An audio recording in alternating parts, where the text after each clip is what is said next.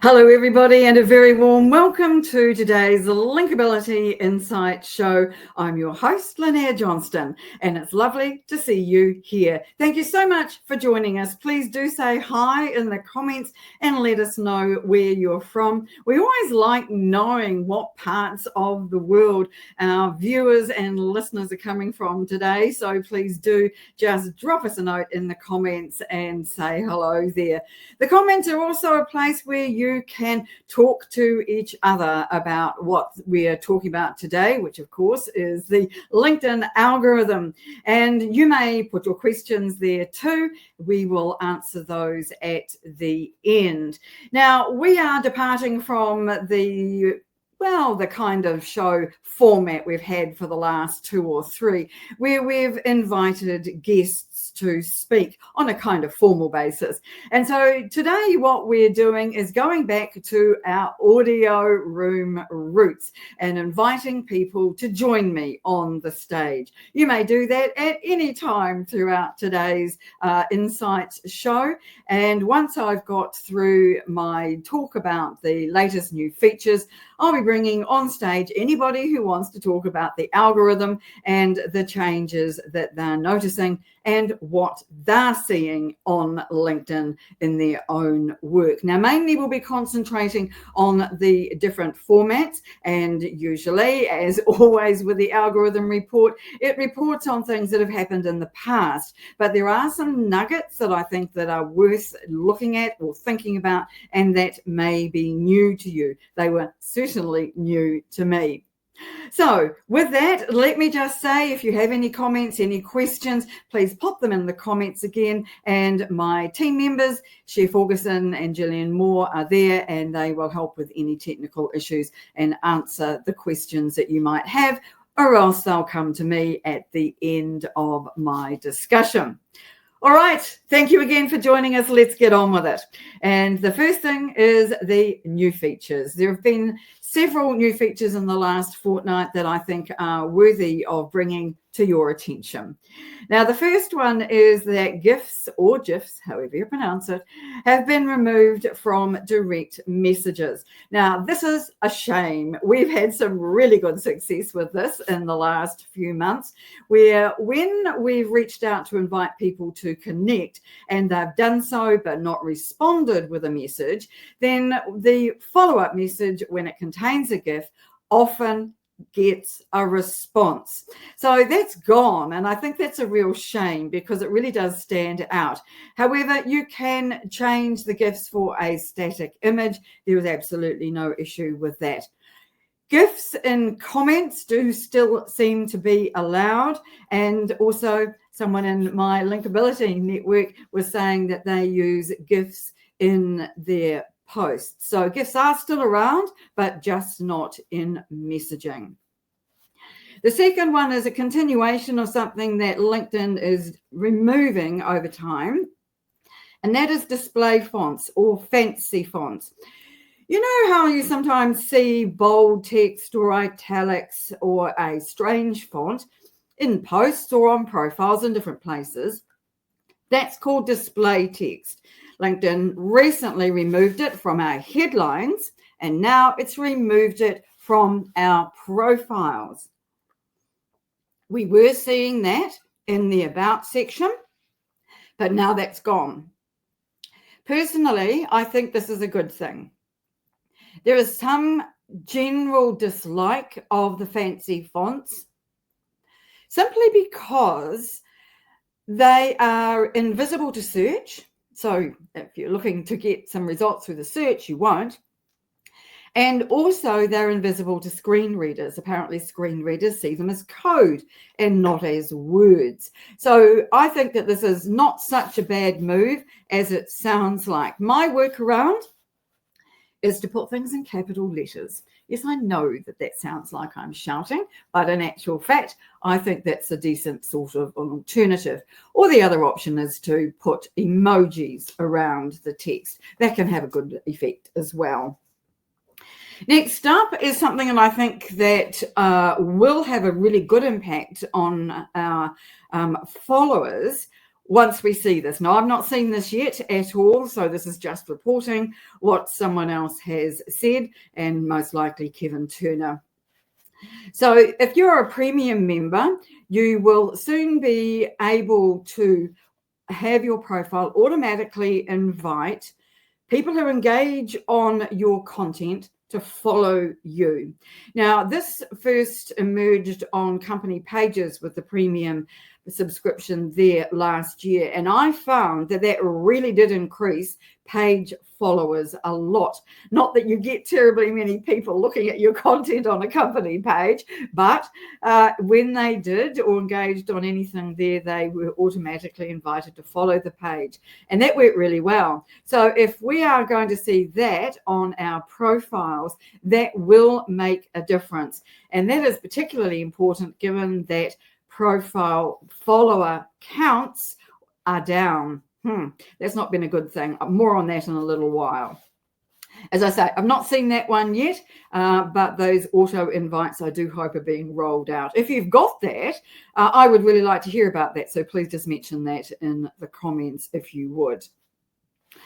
And the final one is something I have seen, which is quite interesting. It's an analytic, a new metric in our analytics.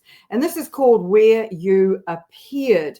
So what it does, it tells you that how people are finding you on LinkedIn. And this is a useful metric. The first time that I did it, people were finding me through my posts.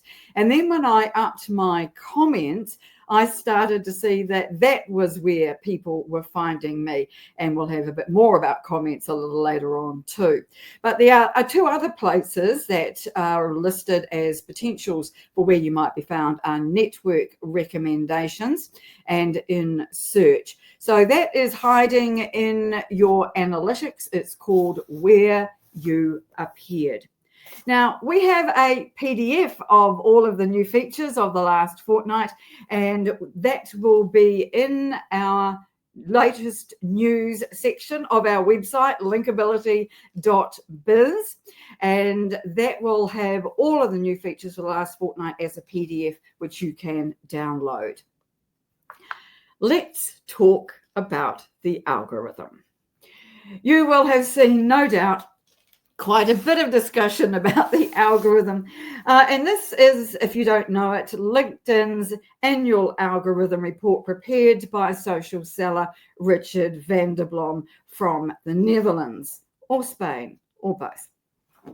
It's a very big affair this year, 250 pages of it with a huge amount of detail, some of which is really reflecting the trends that we've seen in the last 12 to 18 months and some new points that are interesting or things that we might not have considered and might want to give a try. I'm always interested in what is now working that's new or new that's working to try out, because as you know, I'm a great believer in experimentation. Now, we're creating our own summary of this report, and I'm going to share some of the details with you here today. But the main place where we put our longer report about the algorithm is in our website over at linkability.biz, and this is for our members. Now, if you've been sitting on the fence and thinking, will I, won't I try out Lynnaire's Linkability site, this is the time to have a look. It's free for you to do so for 7 days. A lot of other benefits that I don't often talk about on these events because these are educational rather than promotional. But I do want you to know where you can find our summaries and ideas on the back of this report, and it is on our Linkability site, linkability.biz. There it is on the screen. Pop over there and sign up to have a look at it for 7 days, and you can have access to all the algorithm information that I'm sharing there. Now, I do have a presentation for you about some of the more detailed aspects of it, but there are a few things I wanted to mention first. And one of those is, don't forget, you can join me on the stage today and you can talk to me about what it is that you are seeing on your LinkedIn content or on LinkedIn generally, because what I'm talking about when it comes to my experience is just that. It's not necessarily what you are seeing on your experience or your LinkedIn presence. And that would be a very good time for me to mention this. The algorithm report is not something to be slavishly followed. It has a lot of very good ideas, absolutely, but you should be doing what is right for you and for your audience.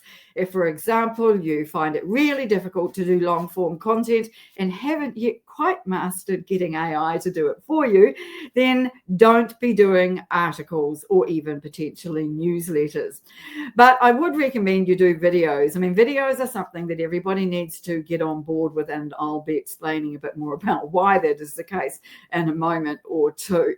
So don't follow it slavishly. Do what works for you. Try. If things work, great. If they don't, move on. There's always plenty of other things to try instead. All right, let's get into some of the main findings. The first will come as no surprise. Reach has declined by 50% since February last year. If you look at your analytics over the last 365 days, you will no doubt find the same. And that is also related to engagement, which is down 75%. That's a huge drop. Now, that is new to me. I thought that there had been a bigger drop in reach than there had been engagement. At least that was what my numbers were telling me. But this indicates that engagement is the one that has been hit the hardest. But also follower growth is down 60%. And that's how we get ourselves seen in new networks, isn't it? By looking at our followers and hopefully getting more people to follow our profile. And there are some good tips for how to do that coming up for you today too. Now, also company page reach is at an all-time low for organic content. That really means unless you are a bigger organization and or you do some things very specifically on LinkedIn, which we're not going to go into today, then your efforts on your company page are not generally being noticed. So our workaround for this is to put less content that is unique on our company page, and instead to share posts from my personal feed. And that does seem to at least fill up the feed on the page and doesn't make it look like it's completely dead. All right, what else can I tell you about? So one good piece of news for you, since we just looked at some bad news. Last year, it was reported that, and I'm having to refer to my notes here, so apologies for that. Last year, only around 30% of the posts in our feeds were organic. So that means from you and I. But now that is up to nearly 40%. So that's a 10% increase. And you might have noticed that in your own feed, you're now seeing posts from people in your network. But if you're anything like me, what you're seeing are posts from people who are second-degree connections who, and the reason the post is in your feed is because a first-degree connection has liked it or commented on it. That seems to be happening to me more and more, and you might well be finding the same. Now, something that is a bit of a mystery to me, because I've not seen this yet, is something called suggested posts. Now, this might just be something that's available in the United States and Canada. Certainly, it's not reached my computer, my laptop, or app yet. And suggested posts are where LinkedIn is now putting posts that used to be in the standalone video feed. I don't know about you, but several weeks ago, that just disappeared entirely from the home feed at the bottom of my app. Now, some people have still got it and have reported that to me directly, but for most people, this has gone. It was said to be temporary. It'll be very interesting to see if we get it back. But even if we do, I would like to hope that it's been improved a lot, because we were seeing very little content from our own network in there. But suggested posts turn out to be something that is under a title. It shows up in your feed as suggested posts, and these are posts that are trending on topics that are top of mind at the moment. And so if you were to put up a post on a topic that relates to that, then you might find that your posts do quite a lot better. Now, my caveat on that one is that it still needs to be relevant to what you do. Just putting up a post about what you did today, while that might get you some good reach, because that's one of those formats that people seem to like, is not really going to help you build your credibility. So my suggestion about suggested posts is that you use this just cautiously.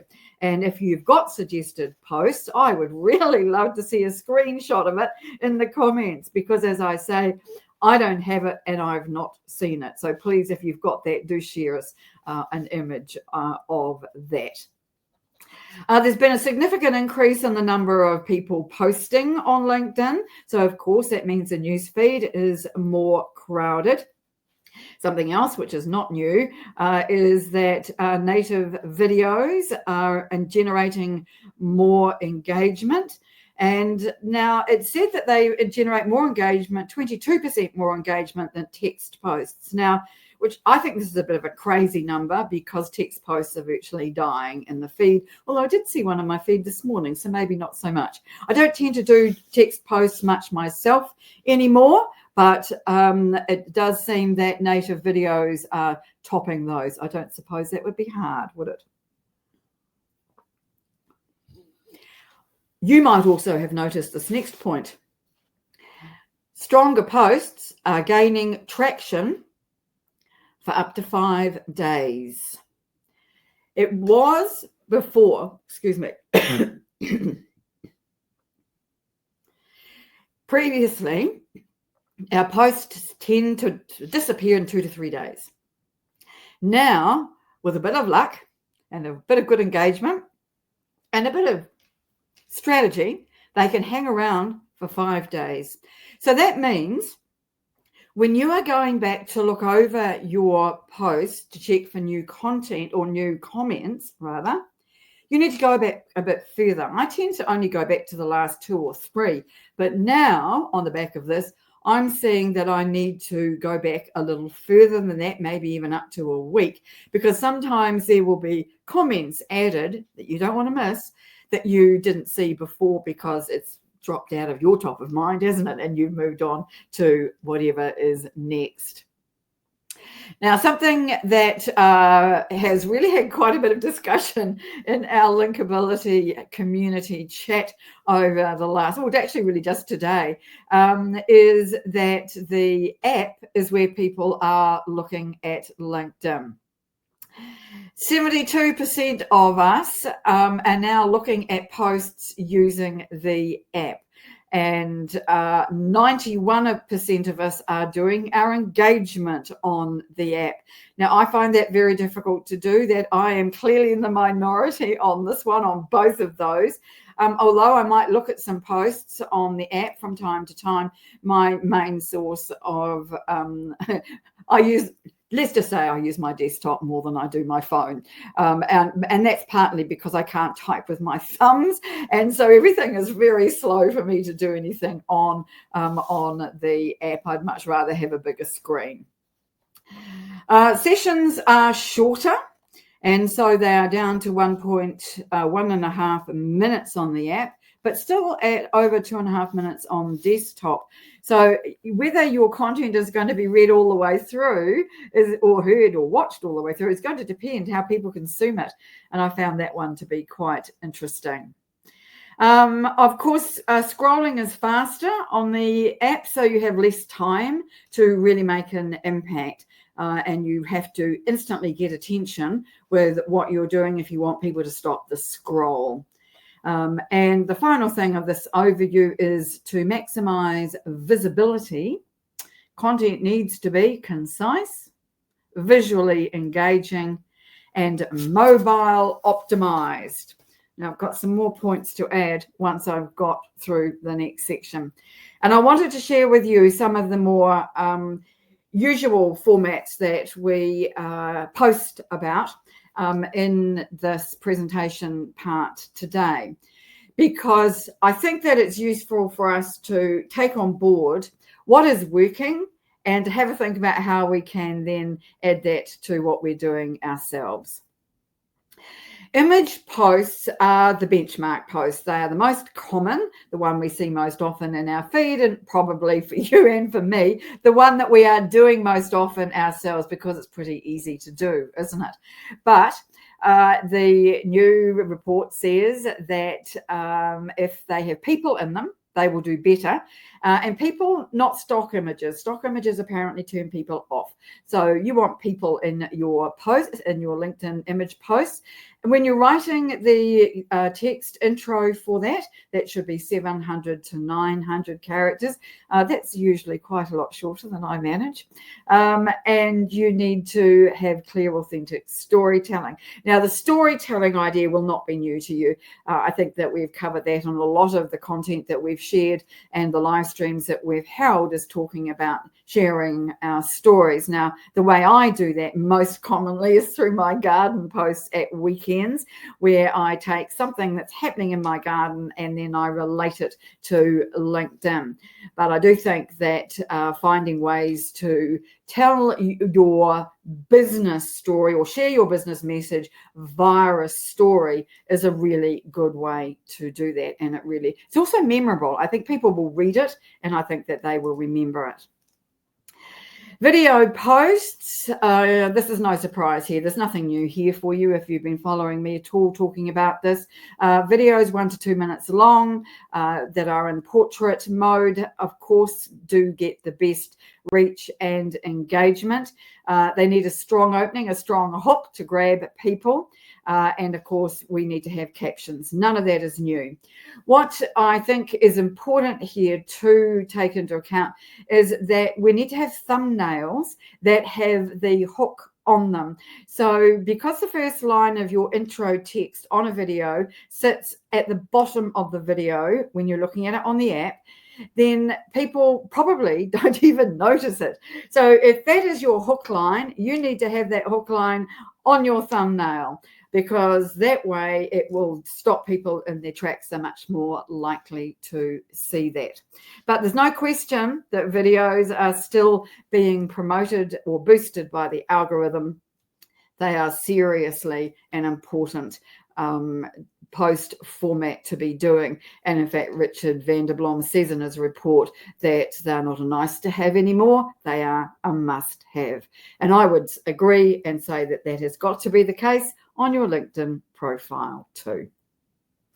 Document posts, these have seen a bit of a shift, and the reason for this is that 2 to 3 years ago, LinkedIn monitored dwell time, fancy way of saying how long people spent looking at the slides. Now, they removed that, so they dropped in terms of reach, but they are still a really good way to build credibility. And particularly if you have only up to 9 slides, again, not something I find easy to do, and you have a short, compelling intro post. This short, compelling intro post idea is a concept that you'll see me talking about a little more as we go through this, because it does seem to keep coming up again and again. I think when it comes to slides, it's important to have a mix of images and text. You want your text to be easily able to be followed, excuse me, and easily able to be read on the app. And I think that those are important points when you're putting together your carousels. Polls are a great favorite for a lot of people. And they work well still for reach and engagement when the question is relevant and it's relatively general. Now, LinkedIn recently allowed us to have 7 possible options for those voting. 5. Think about that for a moment, Lynnaire. 5. Definitely 5. But in fact, only 3 is the best number to have. Let me make sure I've got that correct. LinkedIn has increased the number of options it's given you, but in actual fact, the algorithm rewards using fewer of them. Don't ask me, no idea. So just have 3 options. Yes, no, maybe. Perhaps be a bit more detailed than that. Running it for a week, full 7 days, is also going to get you the best results. But you do need to give your audience a bit of an intro, a bit of context when you're putting it up to explain why it is you're asking the question. Now, it also said in the report that turning the results of your poll into another post is a great way to repurpose it. And you know me, I'm all about repurposing content. So do have a think about whether that might be a good thing for you and choosing your questions on the basis of that and whether you can report that. I haven't done this for a while, but what I did do some time ago was I took the comments that people had made and the results of the poll and turned all of that into a slideshow. And that was a post that seemed to do really well. Right, articles and newsletters. Just give me a moment. Having a little trouble with the old voice today. Now, I am a fan of long-form content. No surprise. We've been finding that newsletters have been doing reasonably well, and because they go to all those people who've subscribed, that gives us extra reach and visibility that posts wouldn't normally have. But there are other reasons why I love articles and newsletters, is the formatting. I love the fact that we can have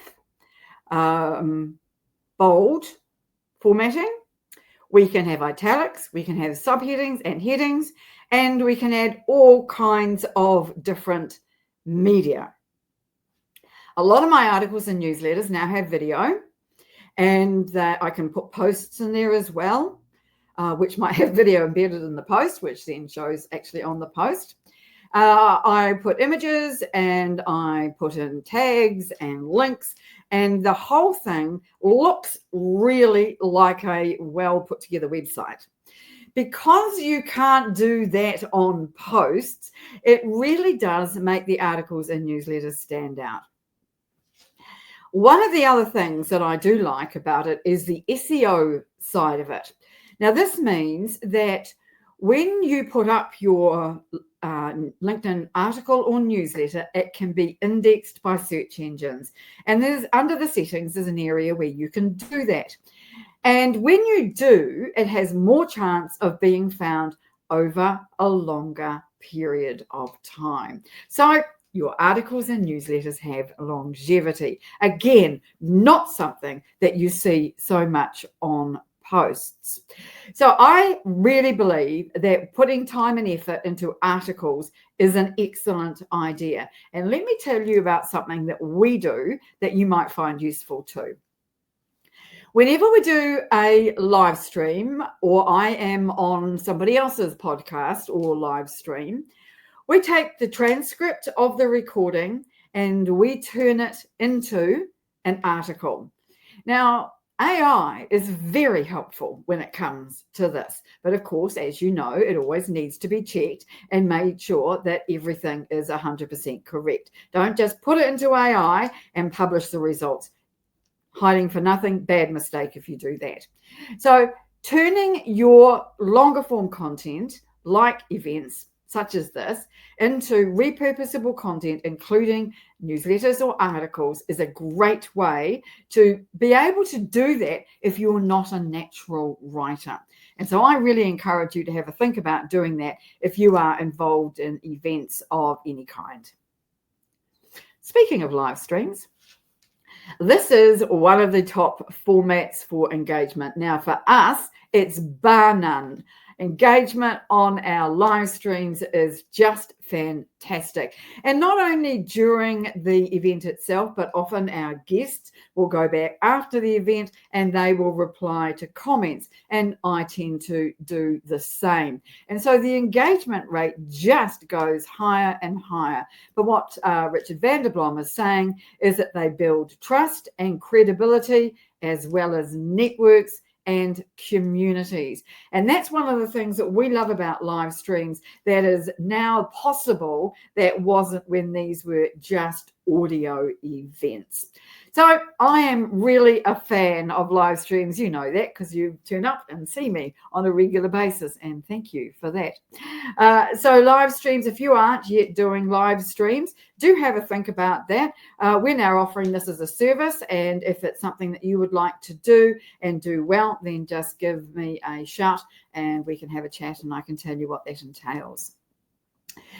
External link posts. Well, these have long been very controversial because some people have said they've worked well. Some people have said they've been a disaster.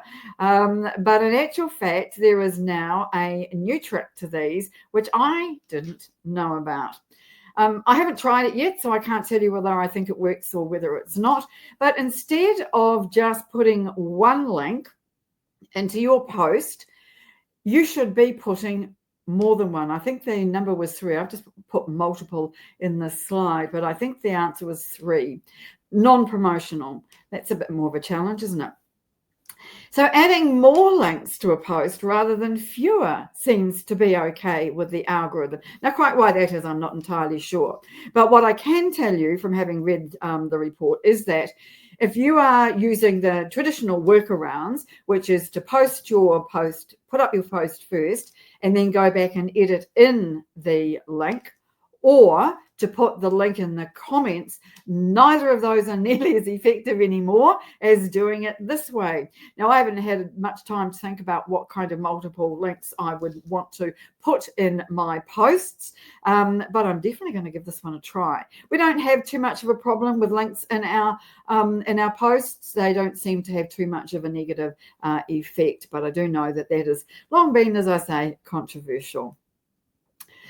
Micro content is something that is new to me. Now, a lot of people do this already, and you'll have seen lots of these in your feed, I'm sure. And this is where you see posts that are under 300 characters long. These apparently are doing really well for polls. If you've got an image post, for example, and potentially also a video. Now, under 300 characters is only the length that you have to send a personal connection invite. So it's not very long.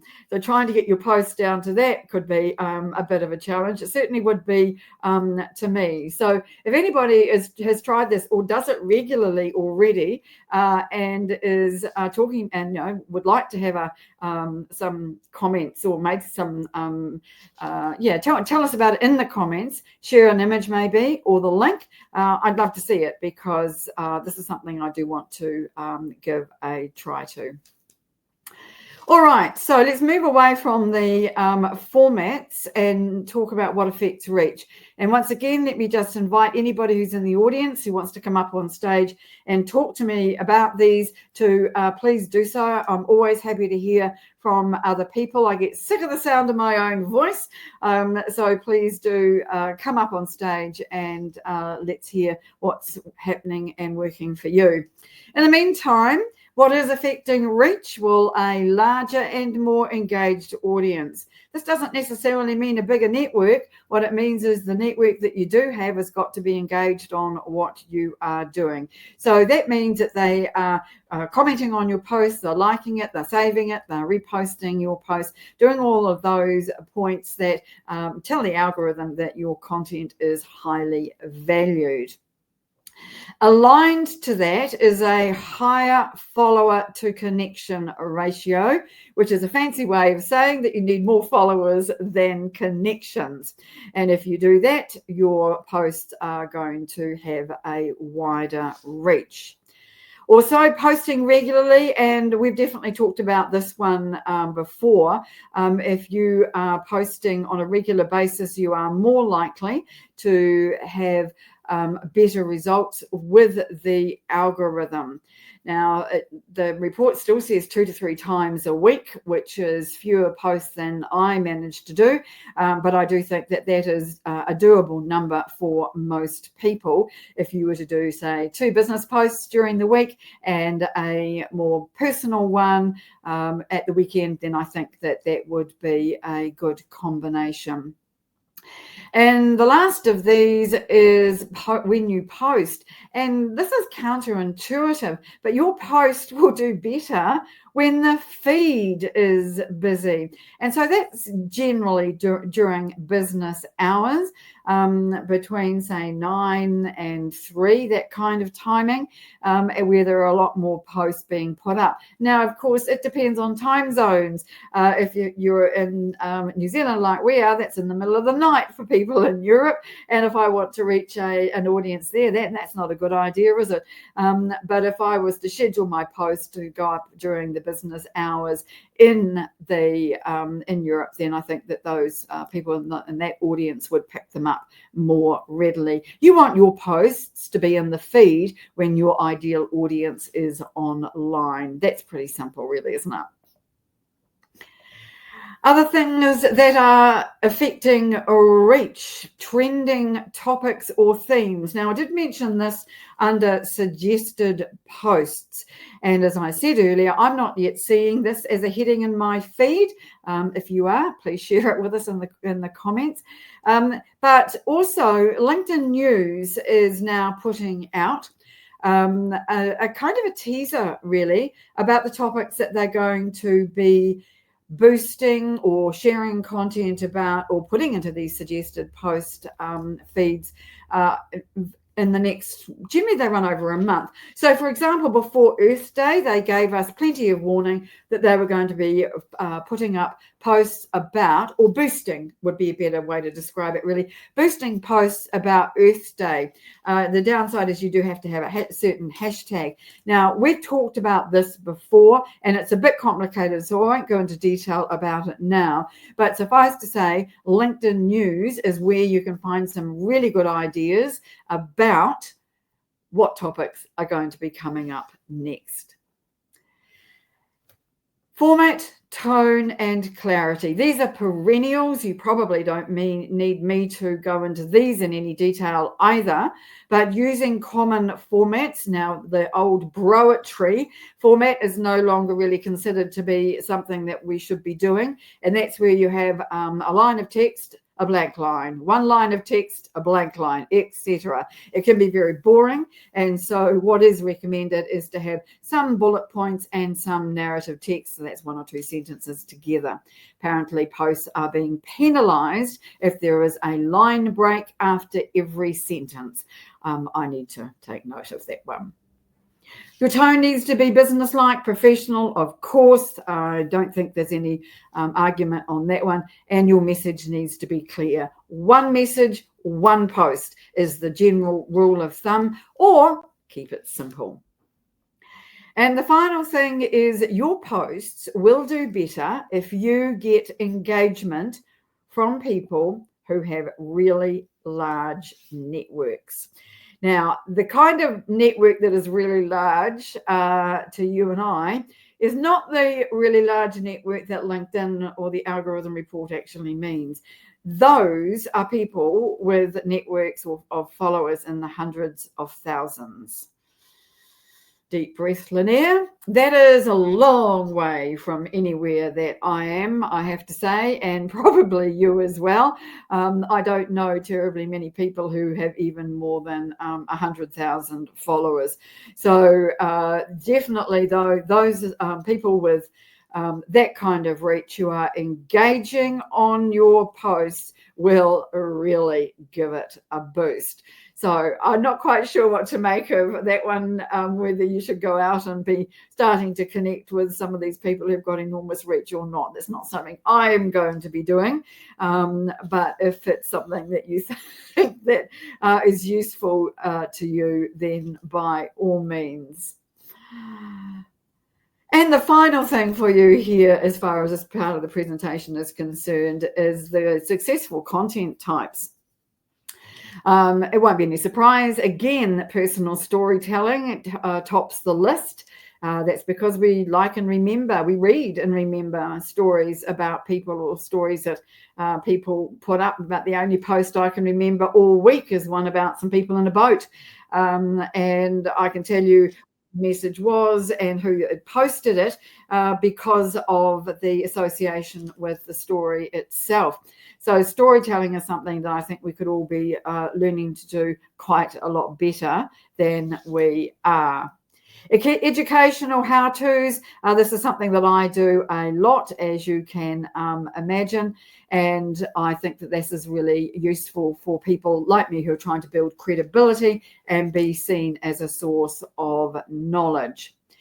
Next up was achievements and activities. I think it's important to do these in a non-boasting kind of a way, but still tell people that what it is that you've achieved in a nice way, and activities that you've been involved with. That could be events that you're going to. Conversion offers and referrals. So this is more promotional, more salesy type posts. These don't do nearly as well, in my opinion. I've never found them to be great, but they do seem to rank on this list.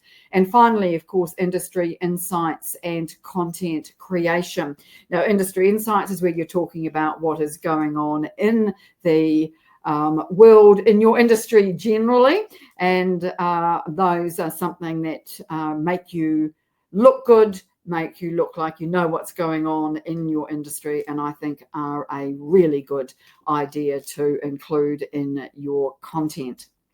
So those are the things that I wanted to mention today. And now I'm going to get rid of the slides and bring up on stage Steve Jasper. Steve, hello.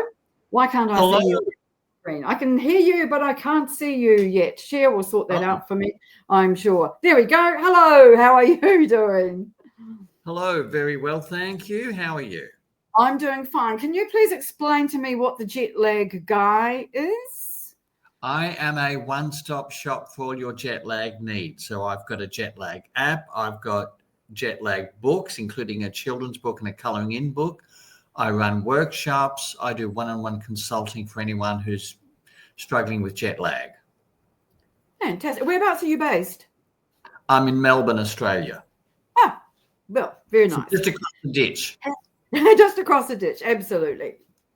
This is the first time you joined me on stage, as far as I recall, anyway. So thank you so very much for having the courage and showing the way on how to do this, because, as I said earlier, we haven't had this format for a wee while. Mainly I've had invited guests talking about their areas of expertise. So I'm very pleased that you have taken the bull by the horns, as it were, and joined us. So let me just ask you then what it is that you are finding on LinkedIn that is working well for you at the moment. And then let's talk about the things that maybe not doing quite so well for you.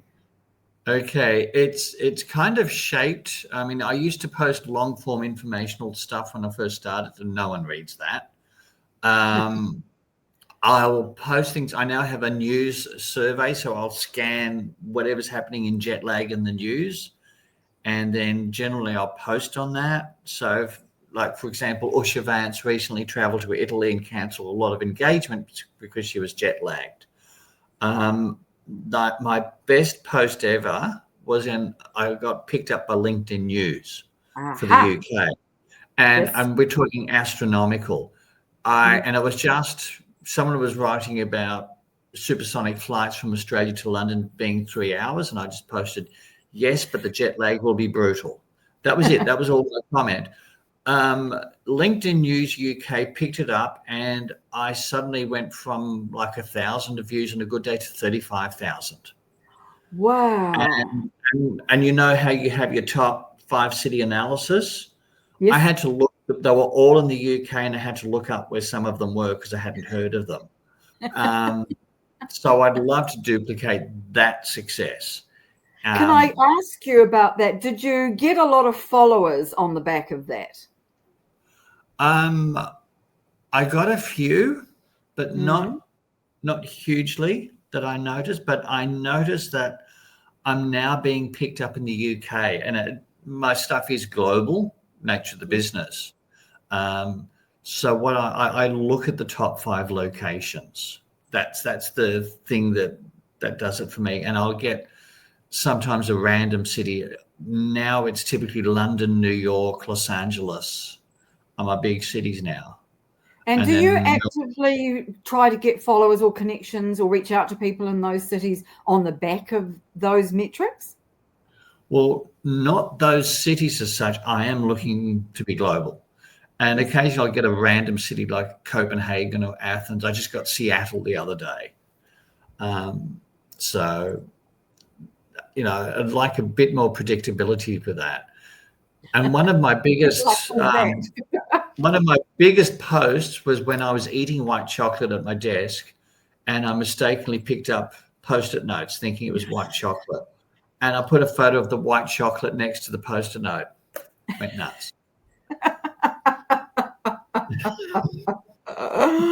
Isn't it funny? Human nature will win out every time.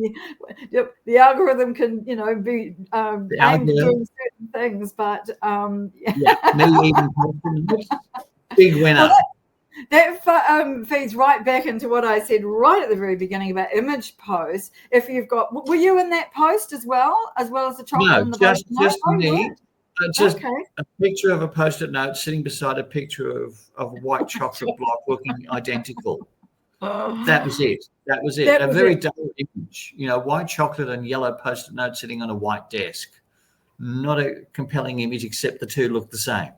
Yes. Obviously, though, the text you put with it must have attracted attention for it to have done so very well for you. So those are fascinating stories. All right. So what is it that's not doing well for you then on LinkedIn at the moment? I have given up on, like I said, detailed information posts. That just does not fly. Mm-hmm.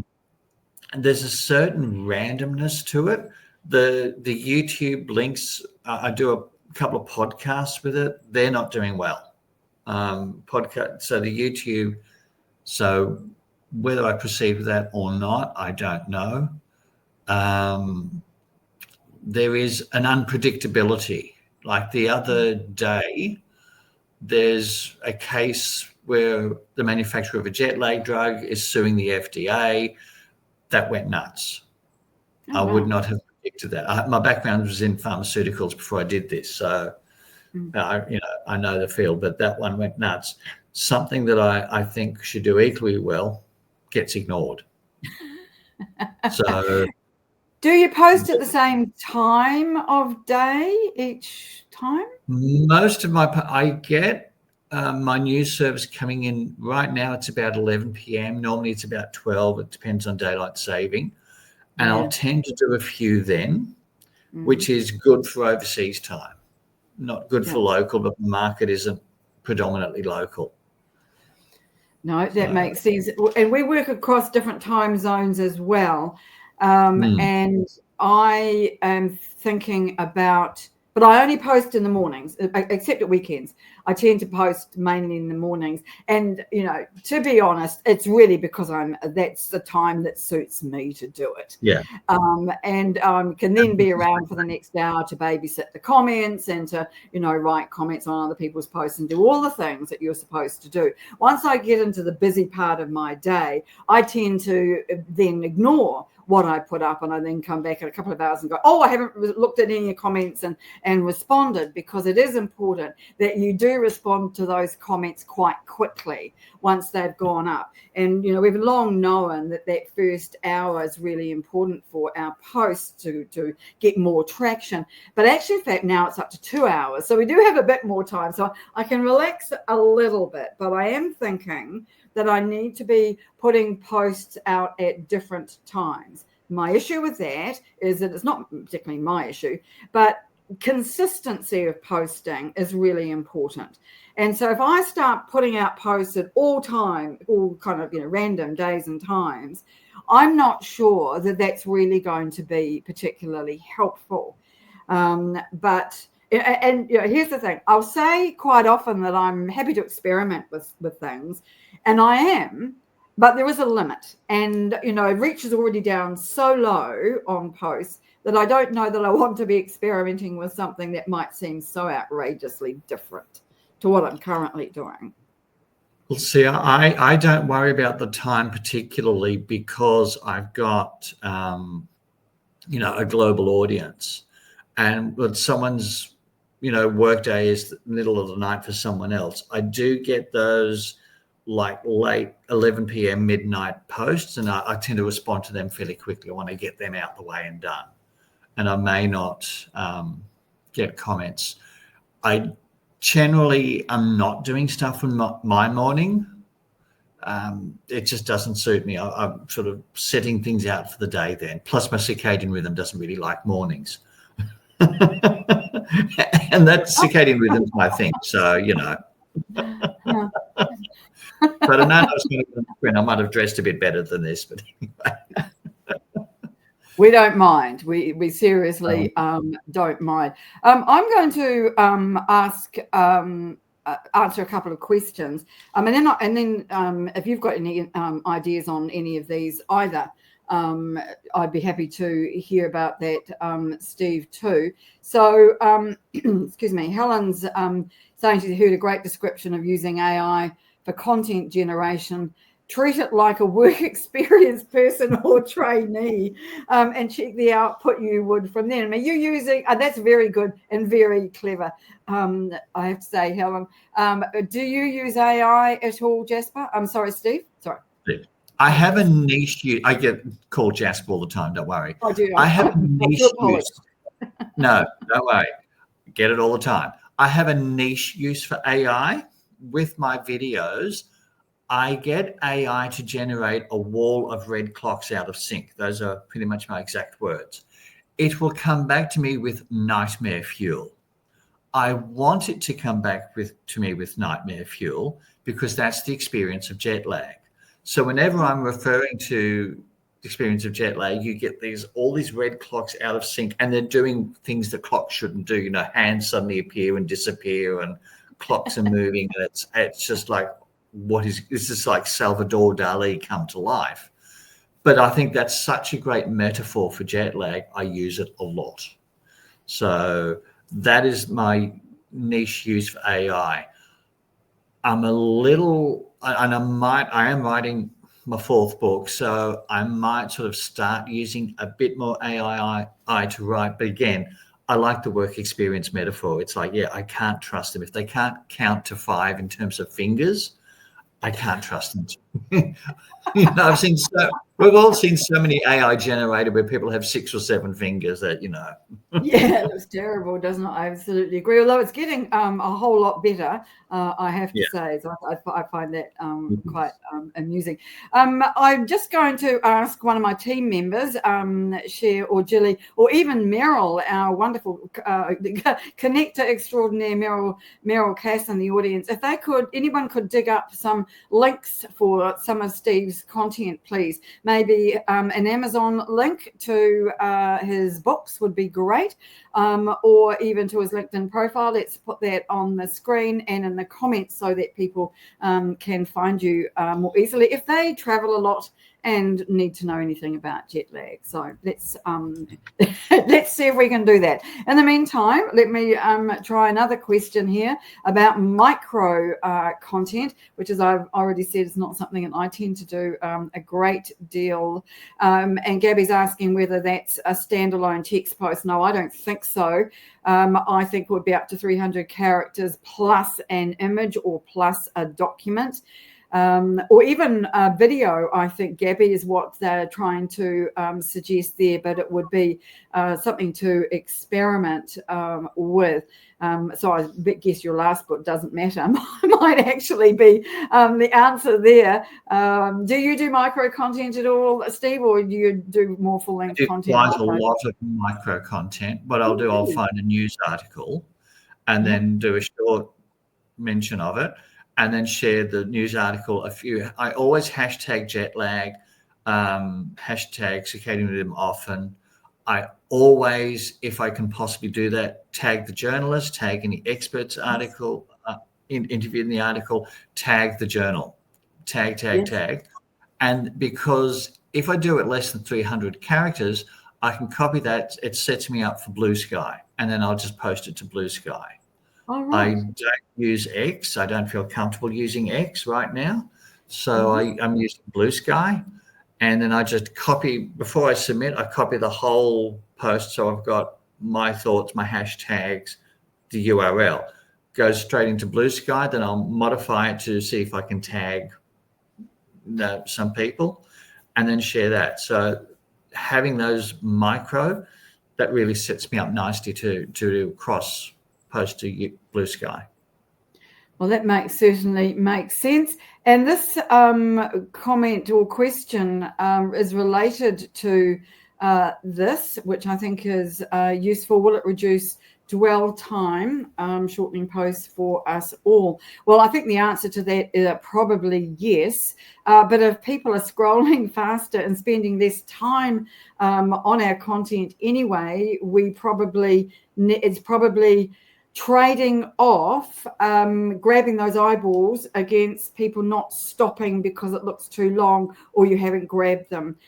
So I think it's probably one of those things that we're going to need to experiment with, really. So I'm really interested to hear, Steve, that you're doing that, and that obviously that it's working well for you, because it's something I probably should be doing more of.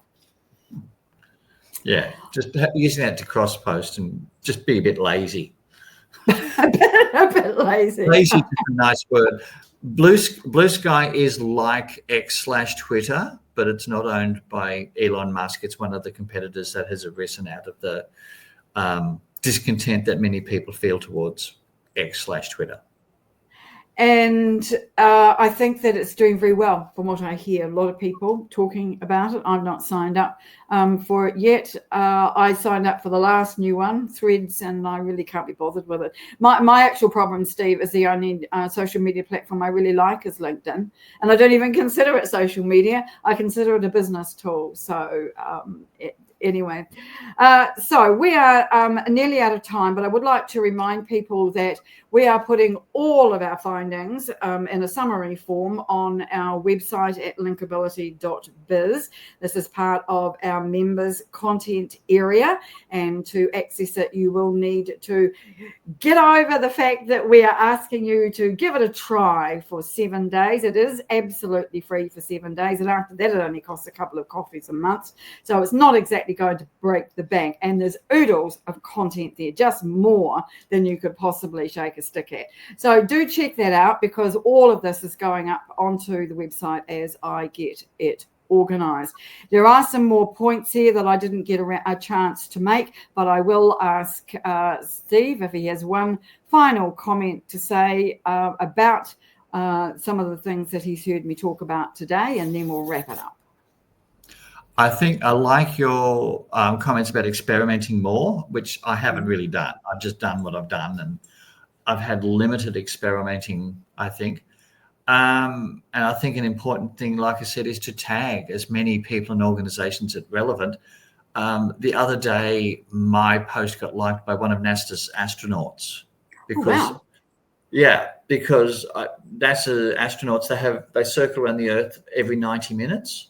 So they don't have a circadian rhythm, and you have to tie yourself into bed to stay there so you don't float out of bed. So, and I tagged the astronauts involved who were interviewed, and one of them liked my post within minutes. So fantastic. Do astronauts get jet lag?